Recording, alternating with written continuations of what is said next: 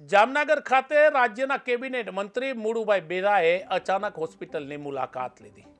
જામનગરની સૌથી મોટી ગુરુ ગોવિંદસિંઘ હોસ્પિટલની મંત્રીએ મુલાકાત લીધી હતી અને ત્યાં વૈકલ્પિક વ્યવસ્થાઓની તેમણે સમીક્ષા કરી અને મંથન કર્યું હતું। આ ઉપરાંત ત્યાં તેમણે સુવિધાઓ અને વ્યવસ્થાઓને ચકાસી હતી। મુળુભાઈ બેરાએ અધિકારીઓને પોતાનું માર્ગદર્શન પણ આપ્યું હતું।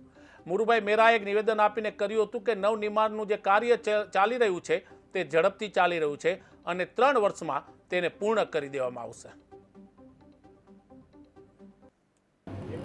જીજીઓ ગુરુ ગોવિંદસિંઘ હોસ્પિટલ અને એમપી શાહ મેડિકલ કોલેજ જેવી આરોગ્યની જે સંસ્થાઓ છે એને આજુબાજુનો કેમ્પસ આખાનું 2023-24ના બજેટમાં રાજ્ય સરકારે આપણા સ્થાનિક ધારાસભ્યશ્રીઓ અને જિલ્લાના આગેવાનોએ સંગઠન સહિત સામૂહિક રીતે જ્યારે નવી સરકાર બની ત્યારે જાહેરાત ત્યાં રજૂઆત કરી હતી કે બજેટમાં આ કેમ્પસની જોગવાઈ કરવામાં આવે અને ત્યારે જે ગુરુ ગોવિંદસિંઘ હોસ્પિટલ અને આજુબાજુની ત્યાં કેમ્પસમાં જે હોસ્ટેલ સહિતની સુવિધાઓ માટે બજેટ જોગવાઈ કરવામાં આવી હતી। એનું કામ અત્યારે વહીવટી દ્રષ્ટિએ અત્યારે આગળ વધી રહ્યું છે અને ત્યાં આ જે નવી ગુરુ ગોવિંદસિંઘ હોસ્પિટલ અને કેમ્પસમાં જે કામો થવાના છે એમાં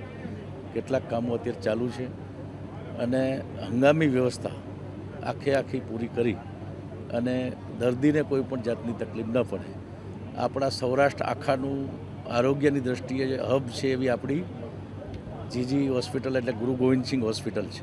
જામનગરમાં જીજી